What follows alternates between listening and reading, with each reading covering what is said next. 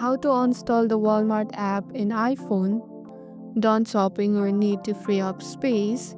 Let's install the Walmart app from your phone in just a few quick steps. First, on your home screen, press and hold the Walmart app icon until a menu pops up.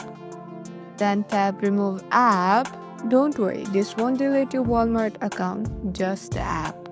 A confirmation will appear. Tap Delete App, then delete again to confirm, and just like that, it's gone.